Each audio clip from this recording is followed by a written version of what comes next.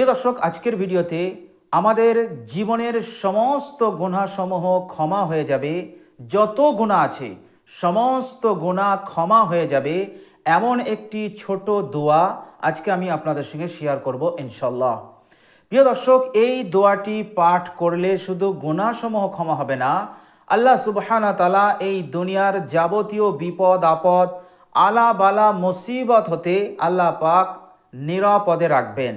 আর যদি কঠিন বিপদগ্রস্ত হয়ে থাকেন তো আল্লাহ সুবহানাহু ওয়া তাআলা অতি তাড়াতাড়ি সেই বিপদ হতে মুক্তি দান করবেন। প্রিয় দর্শক, খুবই মূল্যবান এবং শক্তিশালী এক শব্দের ছোট্ট দোয়া। প্রিয় দর্শক, আল্লাহ সুবহানাহু ওয়া তাআলা মাফ করতে ভালোবাসেন আর আমরা গুনাহ করতে ভালোবাসি। নবী পয়গম্বরগণ ছাড়া পৃথিবীর সমস্ত মানুষ কম বেশি গুনহগার। আল্লাহ সুবহানাহু ওয়া তাআলার কাছে আমরা গুনাহ করে ফেলেছি, তবে আল্লাহ সুবহানাহু ওয়া তাআলা ওই গুনাহগারকে সবচাইতে বেশি ভালোবাসেন যে গুনাহগার গুনাহ করার পর নিজের গুনাহের ওপর অনুতপ্ত হয়ে যায়, লজ্জিত হয় আর আল্লাহ সুবহানাহু ওয়া তাআলার কাছে ক্ষমা চায়।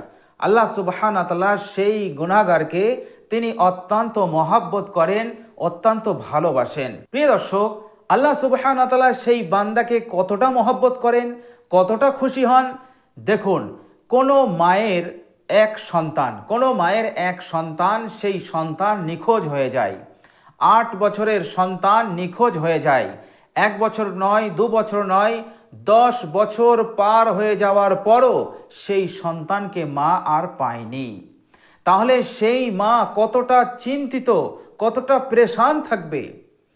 সেই মা যদি 20 বছর পর তার হারানো সন্তানকে একবার দেখতে পায়, তার হারানো সন্তান যদি তার সম্মুখে দাঁড়িয়ে থাকে, তার সন্তানকে যদি পেয়ে যায়, তাহলে সেই মা কতটা খুশি হবে, সে কতটা আনন্দিত হবে।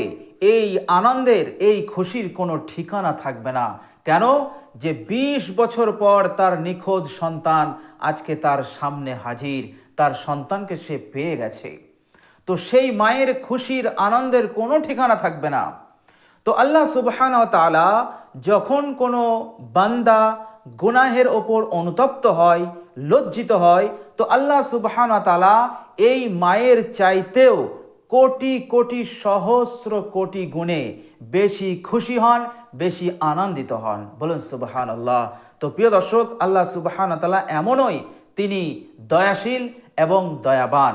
তো প্রিয় দর্শক, এই এক শব্দের আমলটি এতটাই শক্তিশালী আমল, এই আমলটা যদি আপনি করেন, আপনার তামাম গুনাহ, জীবনের সমস্ত গুনাহ আল্লাহ পাক ক্ষমা করে দেবেন এবং দুনিয়ার আলা বালা বিপদ মুসিবত হতে আল্লাহ পাক আপনাকে নিরাপদে রেখে দেবেন।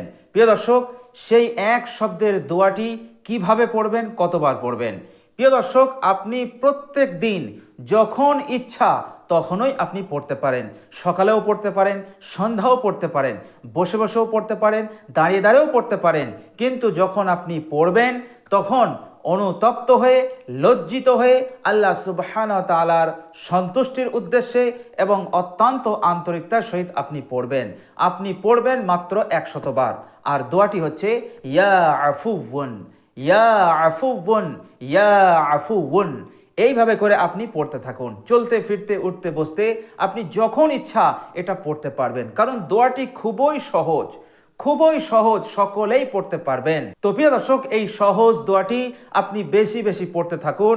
ইনশাল্লাহ আপনার গুনাহ সমূহকে আল্লাহ পাক ক্ষমা করে দেবেন এবং দুনিয়ার আলা বালা মুসিবত হতে আল্লাহ পাক দ্রুত আপনাকে নিরাপদ দান করবেন, হেফাজত করবেন। তো প্রিয় দর্শক, অনুরোধ রইল এই মূল্যবান দোয়াটি আপনারা বেশি বেশি পাঠ করবেন।